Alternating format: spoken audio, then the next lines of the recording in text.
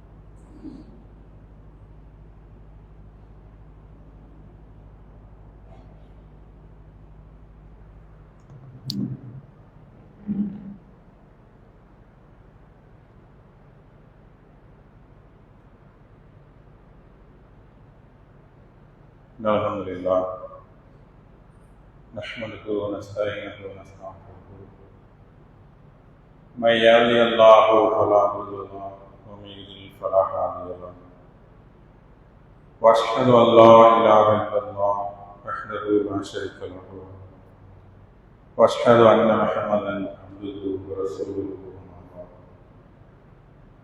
فان اصدق الحديث كتاب الله وخير هدي محمد صلى الله عليه وسلم وشر الأمور محدثاتها وكل محدثة بدعة وكل بدعة ضلالة وكل ضلالة في النار. எல்லாம் உள்ள அல்லாஹ்வின் கண்ணியமிக்க அடியார்களே,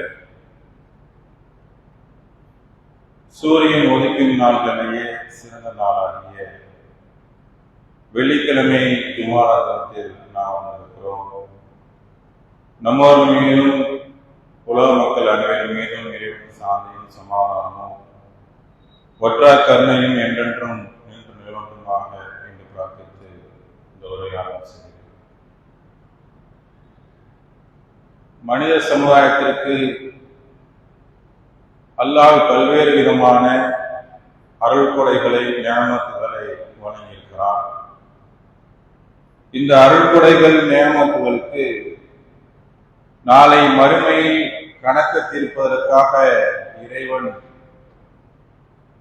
தங்களுடைய அனைத்து அமல்களுக்கும் கணக்கு தீர்த்து அதற்கான கூலிகள் வழங்கப்பட இருக்கிறது என்பதை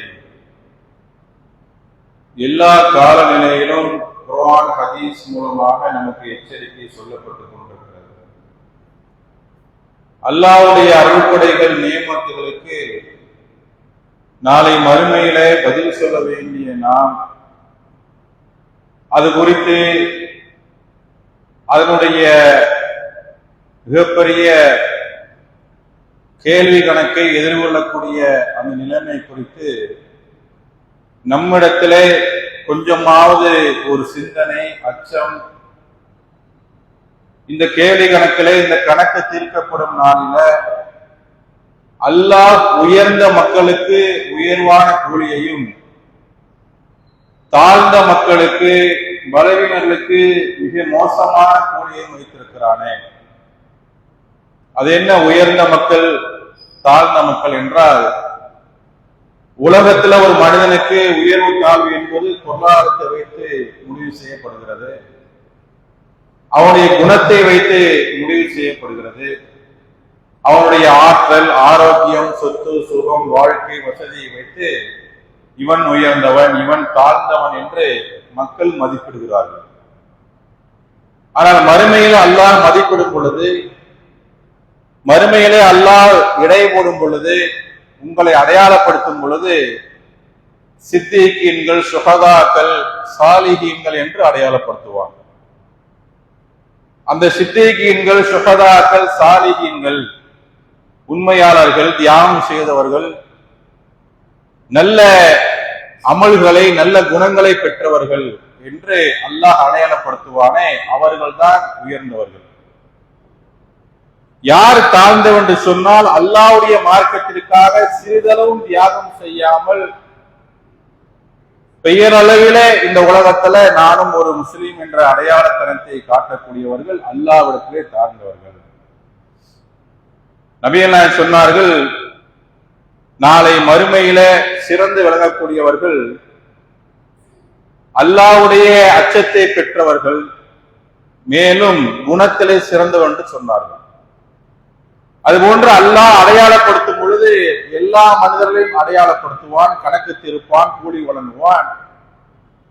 அப்பொழுது ஒரு சாராருக்கு கேள்வி கணக்கு இல்லாமல் கணக்கு தீர்க்கப்படும், கடனை தவிர என்று சொல்லப்பட்டிருக்கிறது. அது சுகதாக்கள்.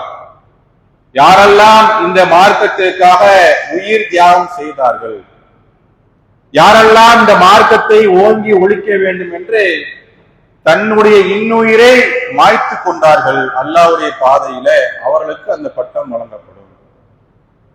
அவர்களுக்கு மிக உயர்ந்த தரஜாக்கள் இருக்கிறது. அல்லாஹ்வுடைய பாதையிலே ஷஹீத் என்று சொன்னால் அதற்கு நிகரான மிகப்பெரிய தியாகம் எதுவும் காட்ட முடியாது. உசுரே கொடுத்த பிறகு என்ன இருக்கிறது? மனைவி, மக்கள், பொருளாதாரம், சொத்து, சுகம், காரு, பங்களா, பைக்கு, செல்போனு, வாட்சி, இதெல்லாம் நம்ம என்ன செய்யறோம்? மிக உயர்ந்ததா பார்க்கிறோம், பிரியமானதா பார்க்கிறோம், ஆசைக்குரியதா பார்க்கிறோம். என் மனைவி, என் பிள்ளையே அப்படின்னு நினைச்சிடும், ரொம்ப ஆசைப்படுறோம். வாழ்நாள் முழுவதும் சம்பாதிக்கும் பொழுது என் மனைவிக்காக வேண்டுமே, பிள்ளைக்காக வேண்டுமே என்று சம்பாதிக்கிறோம். தன்னுடைய வயிறு காய்ந்து போனாலும், தான் சாப்பிட நேரம் எடுத்தாலும், சில நேரங்கள்ல எனக்கு உணவு கிடைக்காவிட்டாலும் என் பிள்ளை படிப்புக்காக இந்த சம்பாதத்தை நான் மேற்கொண்டுதான் ஆகணும். என் மகளை கல்யாணம் பண்றதுக்கு நான் வெளிநாட்டுல கஷ்டப்பட்டுத்தானே ஆகணும்.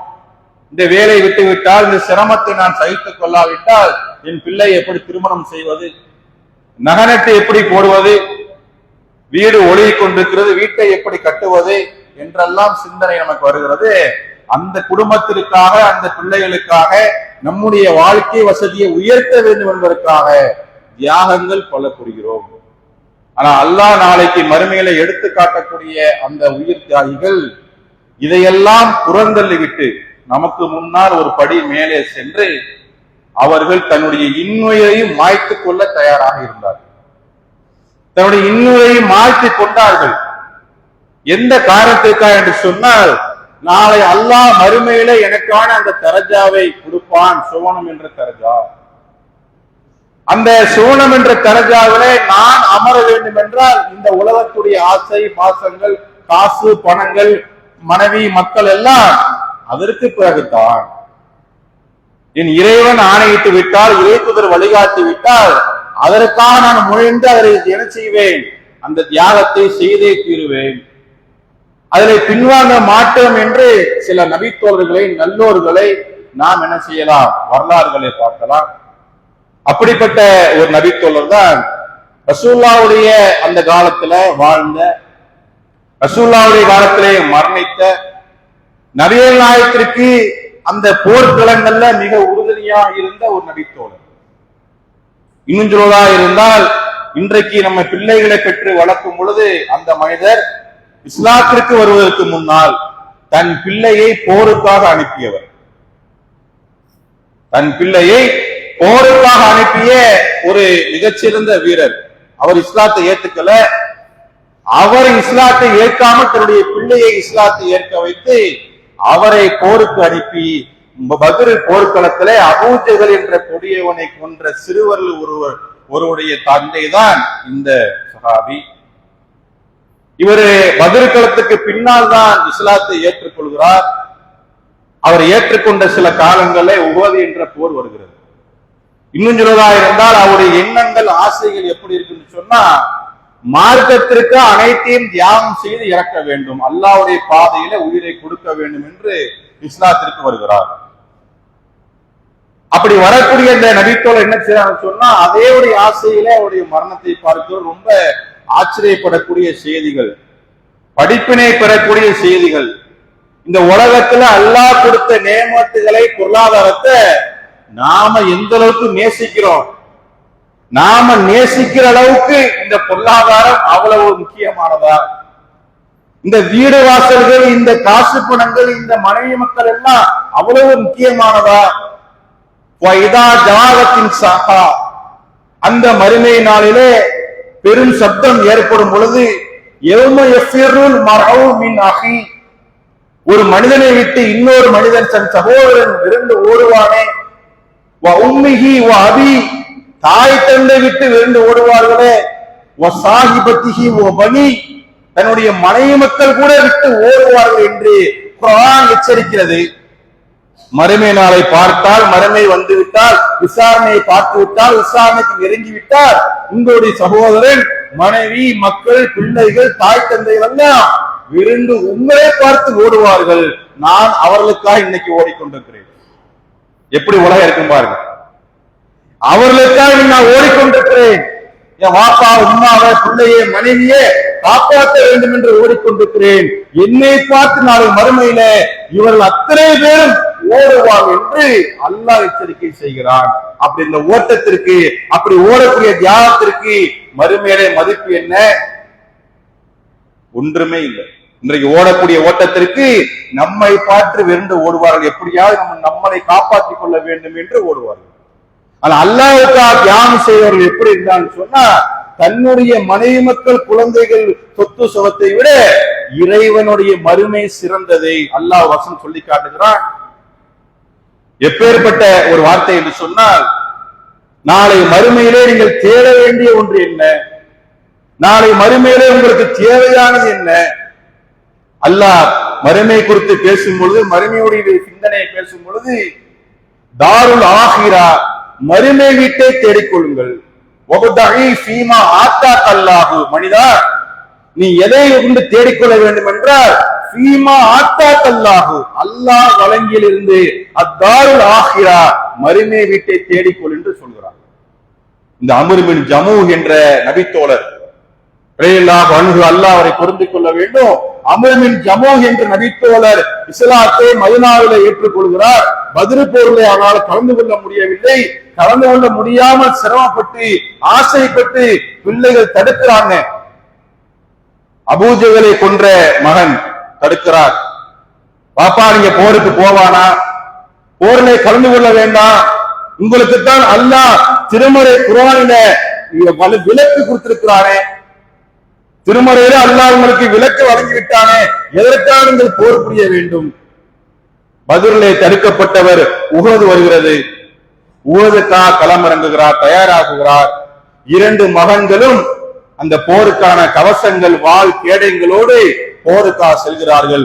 அம்ர் பின் ஜமூஹ் அவரும் போர்க்களத்துக்கு ரெடியாகிறார். அப்போது அவர் தடுக்கப்படுகிறார். நபியெல்லாம் தடுத்து விட்டார்கள் ஏற்கனவே. திரும்ப அவருக்காக இருக்க முடியல. போர்க்களம் என்றால் சாதாரணமான விஷயம் அல்ல. இன்றைக்கு சவுதியோ துபாயோ வெளிநாட்டுக்கு போயிட்டு வர்ற மாதிரி இல்ல. விசா அடிச்சா பிளைட்ல ஏசில போயிட்டு அங்கே தங்கி விட்டு வேலையை பார்த்துட்டு திரும்ப வர்றமே, அது மாதிரி இல்ல. போர்க்களம் என்றால் போறது ஒரு வழிதான், வர்றது தெரியாது. அது உண்மை மாதிரிதான். போனால் திரும்ப வருவோமா இன்றைக்கு தெரியாது. 2 பிள்ளைகள் மனைவிகள் இருக்கிறாங்களே, வீடு இருக்கிறதே, கடன் இருக்கிறதே, வியாபாரம் இருக்கிறது, எதுவுமே தெரியாது. எதற்குமே முக்கியத்துவம் கொடுக்க முடியாது. போய் கலந்து கொண்டால் வர்றது உசுர் வருமான்னு தெரியாது. கை கால் இழந்தெல்லாம் வரக்கூடிய மக்களை பார்த்திருக்கிறோம் போர்ல. அதற்கு ஆசைப்பட்டு நிற்கிறார். அப்போது அவர் தடுக்கும் பொழுது அவர் ஆதங்கப்பட்டு கேட்க முடியாமல், நான் போருக்கு போயே தீர்வேன் என்று ரசூலுல்லாஹ் போறார். யார் ரசூலுல்லாஹி ஸல்லல்லாஹு அலைஹி வஸல்லம், அல்லாஹ்வின் தூதரே, என்னை போருக்காக தடுக்கிறார்கள். நான் ஒரு நியத்தை வைத்திருக்கேன். என்ன நியத்து தெரியுமா? நான் அல்லாஹ்வுடைய பாதையிலே நான் ஷஹீதாக்கப்பட வேண்டும், கொல்லப்பட வேண்டும் என்று நியத்து வைத்திருக்கிறேன். அப்போது அவர் கேட்கிறார், உஹது வரும் பொழுது, அல்லாஹ்வின் தூதரே, இந்த உஹதில் நான் கலந்து கொள்ள போகிறேன். கலந்து கொண்டு விட்டால் என்னுடைய இந்த கால்கள் சரி செய்யப்பட்டு சொர்க்கத்தில் நுழைப்பனா என்று ஒரு கேள்வி கேட்கிறார்.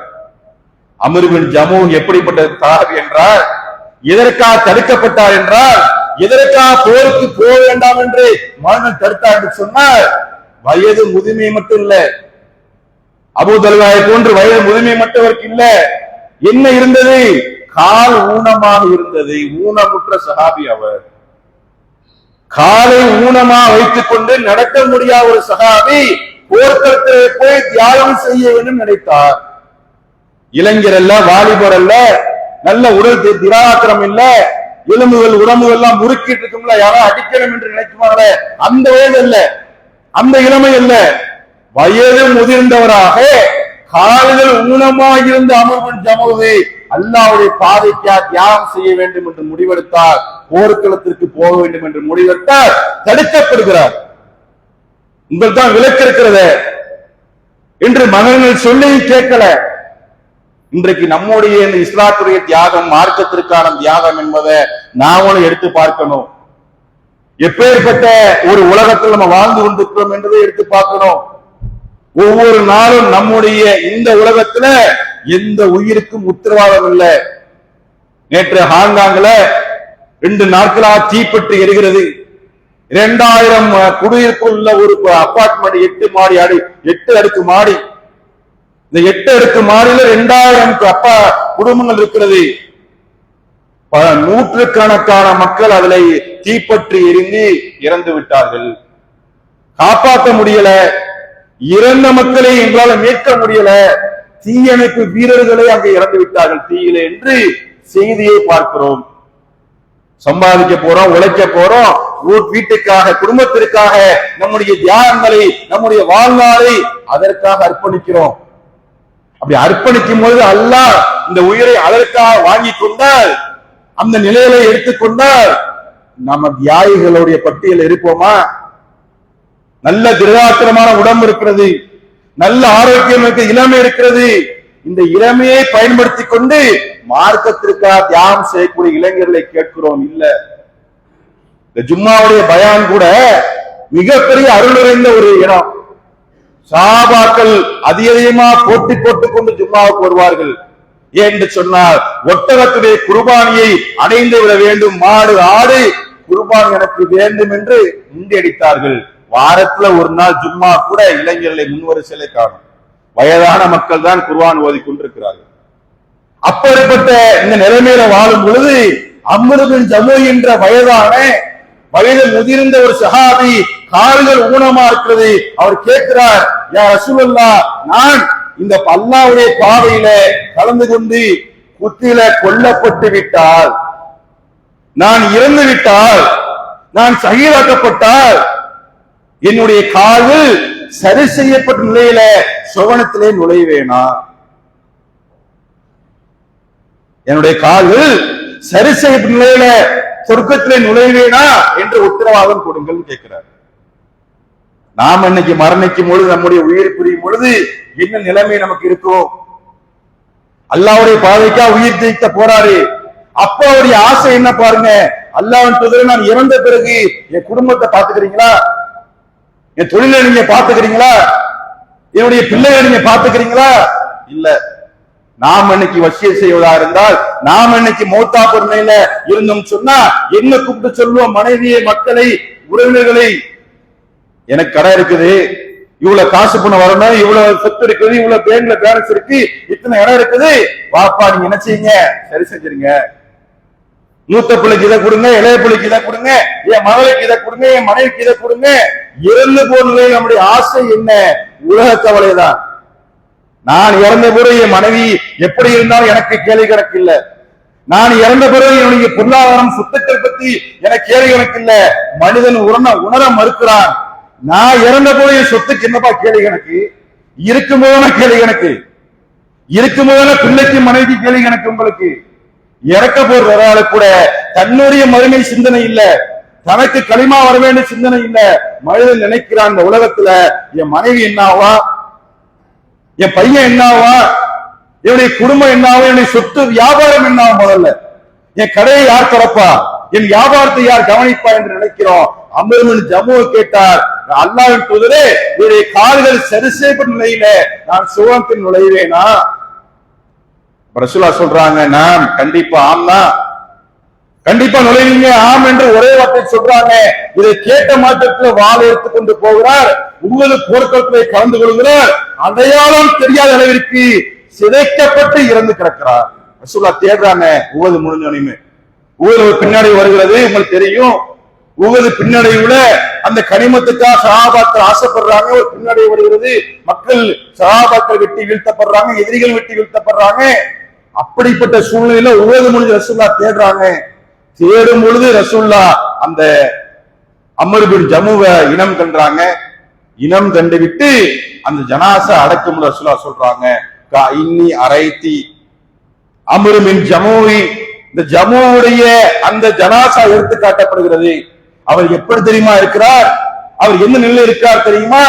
அவருடைய கால்கள் சரி செய்யப்பட்ட நிலையில, அவருடைய கால்கள் ஊனமில்லாத நிலையில சூனத்திலே அவர் இருந்து கொண்டிருக்கிறார், சொர்க்கத்திலே அவர் இருந்து கொண்டிருக்கிறார்.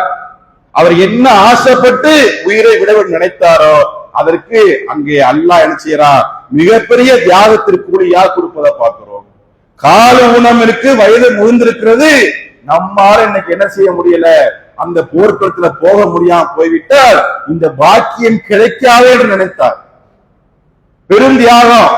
மனித வாழ்க்கை ஒரு முறை தானே, அந்த ஒரு முறை வாழும்போது என்னுடைய தியாகம் என்ன? நான் இந்த மார்க்கத்திற்காக அல்லாஹ்வுக்காக மறுமையில வீட்டை பெற வேண்டுமே, மறுமையில வீட்டை பெற வேண்டும் என்றால் எதை தியாகமாக கொடுத்தாலும் ஈடாகாத. அப்ப எது என்கிட்ட உயர்ந்ததா இருக்கிறது? எல்லா காரியத்தையும் விட, என்னுடைய பேங்க் பேலன்ஸை விட, வீட்டை விட, தொழிலை விட, நான் நேசிக்கிற மனைவி பிள்ளை விட என் உயிர் தானே முதல்ல நிற்கும். அந்த உயிரை கொடுக்கிறேன் அல்லாஹ்வுடைய மார்க்கத்திற்காக, தாருல் ஆகிரா மறுமை வீட்டுக்காக. மறுமை வீடை பெற வேண்டும் என்றால் எந்த தியாகத்தையும் செய்ய தயார். அதற்கு காசு பணமெல்லாம் இரண்டாம் பட்சம், உயிரே முதலாக வைக்கிறேன் என்று அம்ர் பின் ஜமுஹ் வைத்தார். அப்படியே நான் சொல்றாங்க, அவர் என்ன ஆசைப்பட்டாரோ அது மாதிரி சுவனத்துல கால்கள் சரி செய்யப்பட்டு இருக்கிறார். இப்ப நம்முடைய வாழ்க்கையில தியாகம் என்று வந்துவிட்டால், அர்ப்பணிப்பு என்று வந்துவிட்டால், மார்க்கத்திற்காக ஒரு காரியம் சொல்லப்பட்டால் இந்த சஹாபாக்களுடைய தியாகத்தை எடுத்து பார்க்க வேண்டும். அமர் பின் ஜமுஹ் மட்டுமல்ல, பல்வேறு நபித்தோடைய வரலாறு இருக்கிறது. ஜாபிர் பின் அப்துல்லா பின் அமருடைய மகன், அந்த குடும்பம் தியாகம் சொல்லி மாளாது, ஜும்மாக்களா பத்தாது. அமர் பின் அப்துல்லா பின் அமருடைய அந்த குடும்ப வரலாறு எடுத்து படித்தால் இந்த மார்க்கத்திற்காக காசு பணங்களை, வாழ்க்கை வசதிகளை இழந்து கடைசி வரைக்கும் கையேண்ட நிலையில அந்த சாபி ஜாபிர் பின் அப்துல்லா இறந்து போனார் என்ற செய்தியை கேட்டால், என்னப்பா உலகம் இது, என்னப்பா வாழ்க்கை இது, எதை ஈடு கொடுத்தாலும் இந்த மார்க்கத்திற்காக, இந்த அல்லாஹ்வுடைய இந்த பணிக்காக, அல்லாஹ்வுடைய இந்த விஷயத்துல எதுவுமே நமக்கு முன்னாடி நிக்காத என்று நமக்கு என்ன செய்யும், அந்த எண்ணம் வரும். அப்பேற்பட்ட வரலாறுகள் நிறைய இருக்கிறது.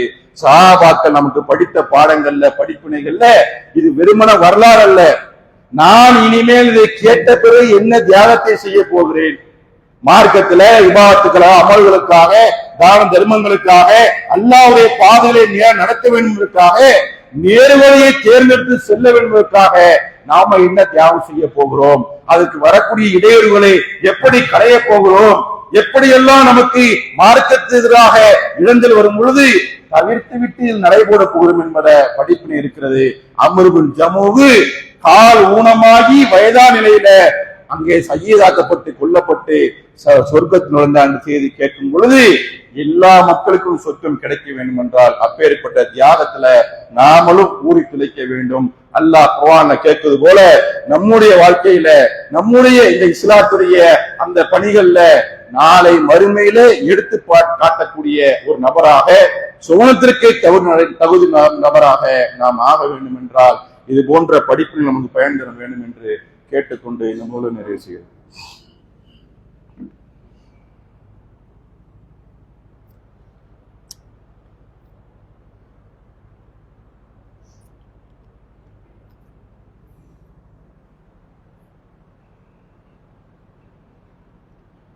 அன்புக்குரிய சகோதரர்களே, அல்லாஹ்வுடைய பாதையில தியாகம் செய்ய வேண்டும் என்று பல்வேறு கட்டங்கள்ல திருமறை குர்ஆனும் நபி மொழியும் நமக்கு எச்சரிக்கை செய்கிறது. அந்த தியாகத்துல நாம முன்னாடி பார்த்த மாதிரி நபி தோழர்கள் போர்க்களத்திலே கலந்து கொண்டு தங்களுடைய வாழ்க்கை வசதிகளை, குடும்பங்களை எல்லாம் புறந்தள்ளிவிட்டு இன்னுயிரை கொடுத்து தங்களுடைய தரஜாவை மறுமையில சுவனத்திலே பெற்றுக் கொண்டார்கள். நாம இன்றைக்கு அது போன்ற தியாகத்தை செய்ய முடியுமா என்று கேட்டால் கிடையாது.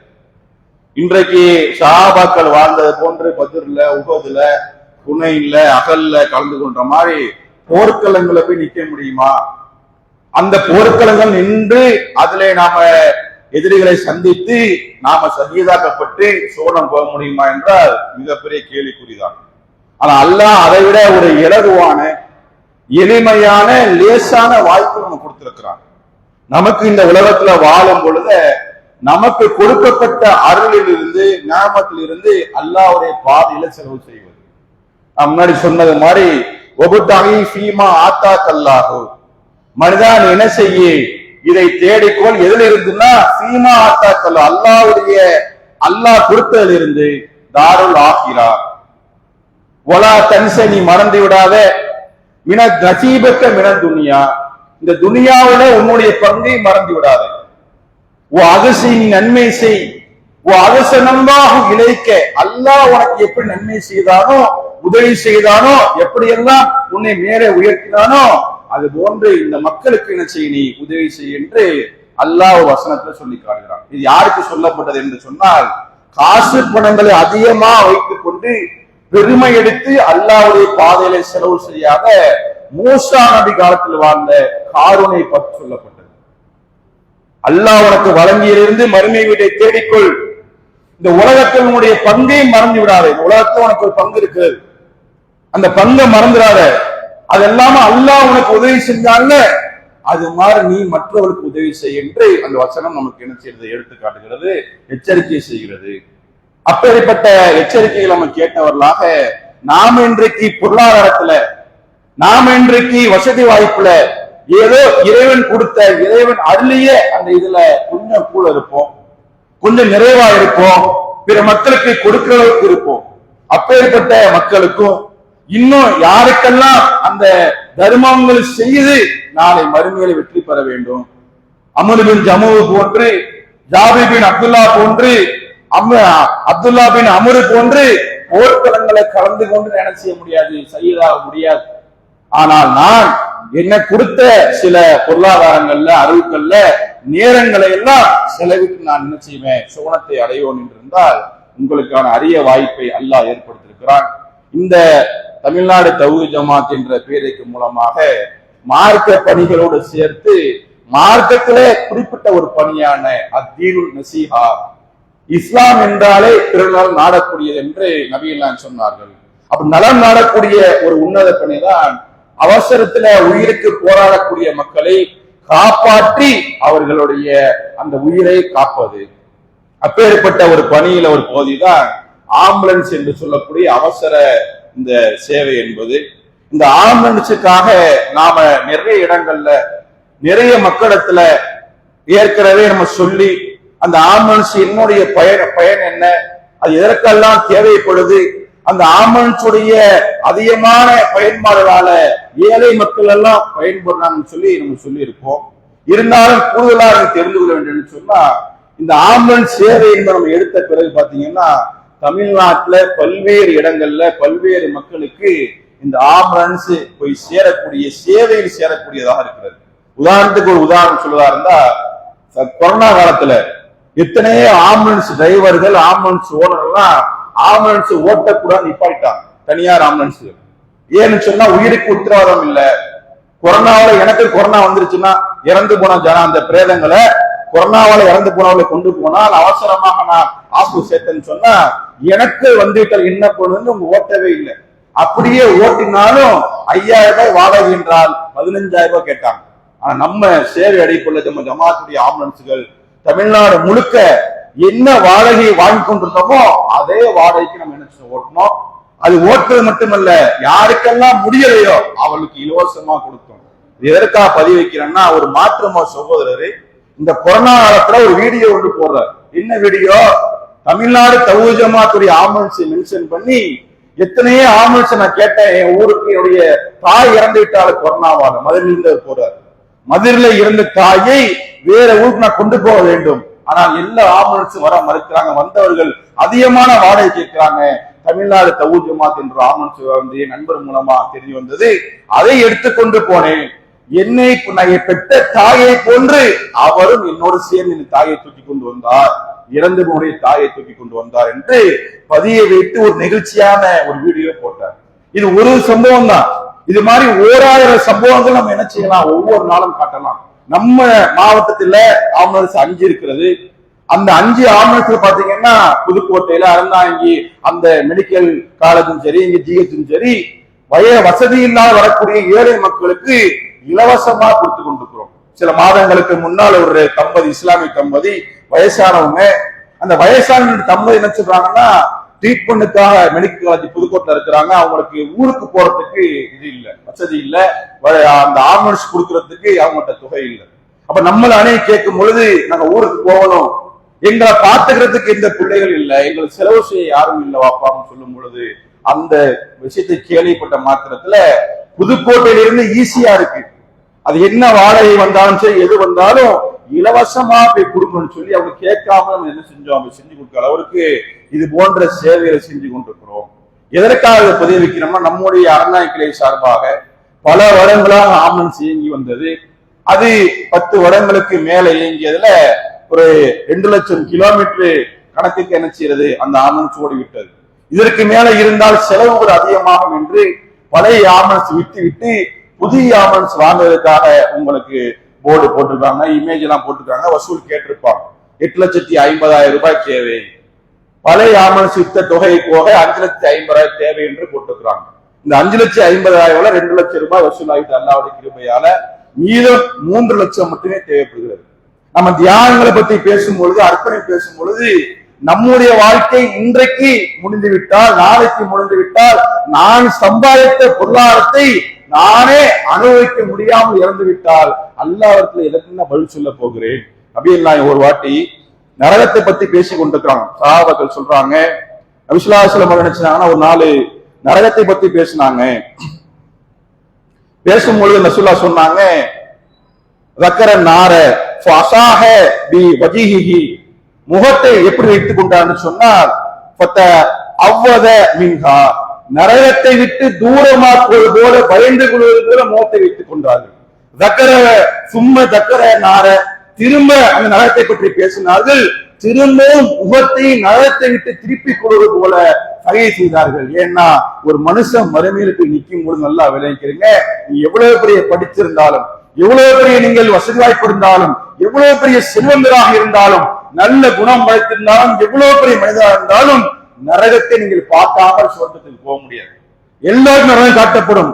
ஒவ்வொரு மனிதனுக்கும் நரகம் முன்னால், பின்னால், இடது, வலது என்று அவனுக்கு முன்னால் நிறுத்தப்படும். நபி இஸ்லாம் சொல்லி காட்டுறாங்க.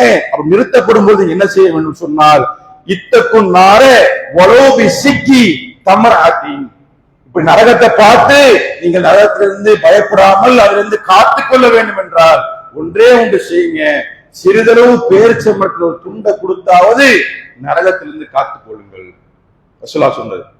சிறிதளவு பேரிச்சம்பழம் துண்டு அதை கொடுத்தால் காத்துக் கொள்ளுங்க. இல்லாத மக்களா இருந்தாலும் சரிதான். தர்மத்துடைய அளவுகள் இது. ரசூல்லா அதிகமா வலியுறுத்தியதுல தர்மம் ஒன்று. நீங்கள் பெரிய பெரிய உயிர் தியாகம் செய்து சோனத்திற்கு போவது போன்று தான தர்மங்களை அதிகமாக கொடுத்து சோனம் போகலாம். பல உயிர்களை காப்பாற்றக்கூடிய ஆம்புலன்ஸ் சேவை இது. இந்த சேவையினால அறந்தாங்கி சுற்றி புதுக்கோட்டை மாவட்டத்தில் பல்வேறு மக்கள் பயணித்திருப்பார்கள். ஏழைகளுக்கு இலவசமாக இந்த ஆம்புலன்ஸ் இயக்கப்படுகிறது. 3.5 லட்சம் பெரிய காசே இல்லை. ஒரு 3.5 லட்சம்ங்கிறது இன்னைக்கு வெளிநாடு டூர் போறாங்க, வெளி மாநிலங்கள் டூர் போறாங்க, கேட்டா லட்சங்களை செலவுங்கிறாங்க.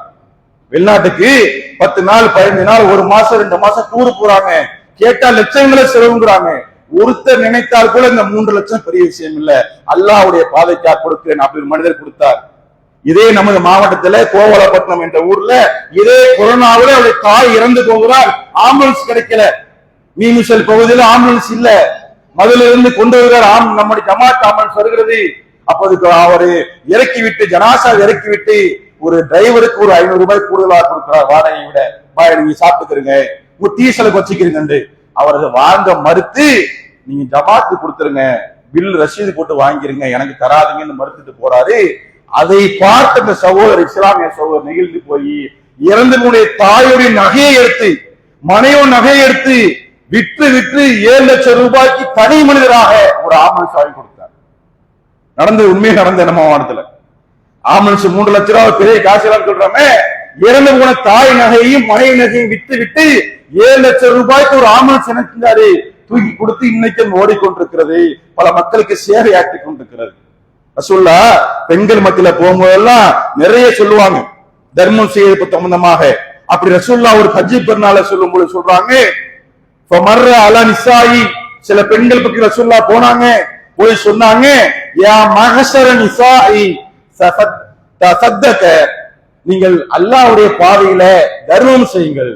தஸத்தகனா நீங்கள் அல்லாஹ்வுடைய பாதையில் தர்மம் செய்யுங்கள். ஏன் தெரியுமா, இன்னி உரியதுக்குன்ன அக்ஸர அகலின் நார, அந்த நரகத்திலே, நரகத்துடைய வெப்பத்துல அதிகமாக நான் யாரை கண்டேன், உங்களைத்தான் கண்டேன் என்று சொன்னார்கள். இன்னைக்கு 1 கிராம் தோல் இருக்கிறது, மோதிரம் இருக்கிறது. நரகத்திலே போய் யாட்டைங்க நிற்கும் பொழுது மனைவி கணவன்கிட்ட பிள்ளைகிட்ட கேட்க முடியாது. விருண்டு ஓடக்கூடிய நிலைமை. 1 கிராம் மோதிரத்தை எடுத்து ஒரு பெண்மணி போட்டாங்க, ஒரு வளையல் எடுத்து போட்டாங்க ஆமன்ஸுக்காக சொன்ன, மறுமையில நரகத்திலிருந்து காத்துக் கொள்ளலாம். இங்க அந்த நகைக்காக கணவன்கிட்ட, தன்னுடைய வாப்பாட்ட நகையை திரும்ப வாங்கிக்கலாம். அல்லாஹ் ரிஸ்க் கொடுத்தா, அல்லாஹ் அதிகமா கொடுத்துட்டா, ஒரு வளையல் என்ன 10 வளையல் வாங்கலாம். ஆனா மறுமையில் நரகம் கையை தீண்டும் பொழுது எந்த வாப்பா வரமாட்டாரு, கணவன் வரமாட்டாரு, நகனட்டு வராது. அப்ப பெண்கள், நீங்க ரசூல்லா அதிகமா சொன்னது நரகத்திலிருந்து காத்துக் கொள்ள வேண்டும் என்றால், பெண்களே நீங்கள் தர்மம் செய்யுங்கள். எப்படி தெரியுமா, நரகத்தில் நீங்கள் அதிகமாக இருக்கிறீர்கள் என்று சொல்லி எச்சரிக்கை மூட்டினார்கள். நிறைய சம்பவங்கள் தர்மங்கள் பற்றி இருந்தாலும் நேரம் குறைவாக இருப்பதால நாம இது போன்ற சில உதாரணங்கள் சொல்லி இருக்கிறோம். இந்த ஆம்புலன்ஸ்க்கான தொகை என்பது ரொம்ப சிறியது. இதற்காக மக்கள் அதிகமா வாரி கொடுத்து சொன்னால், இந்த ஜும்மா வசூலோடு நாளை இன்ஷா அல்லாஹ் ஆம்புலன்ஸ் புக் செய்யப்படும். சில மாதங்களிலேயே புதிய ஆம்புலன்ஸ் நம்முடைய கிளைக்கு வந்துவிடும். இதன் மூலமா அதிகமான சேவை செய்து அந்த நன்மை எல்லாம் கொள்ளையடிக்க போவது இங்கே உள்ள மக்கள் தான். அதை நியத்தா வைத்து என்னால் முடிஞ்ச 1000, 10,000, 20,000 எவ்வளவு முடியுமோ தூக்கி அல்லாஹ்வுக்கு கொடுக்கிறேன். எந்த ஜமு அம்ருபின் ஜமு சொர்க்கத்திற்கு போனாரோ அந்த சொர்க்கம் எனக்கு இந்த காசு பணத்தின் மூலமா கிடைத்தால் பெரிய கரஜா, பெரிய தியாகம், பெரிய கூலி என்பதை நீங்கள் விளங்கிக் கொள்ளுங்கள். அப்பேற்பட்ட நிலை அல்லாஹ் உங்களுக்கும் எல்லா மக்களுக்கும் ஏற்பட வேண்டும் என்று கூறி இந்த நிகழ்ச்சி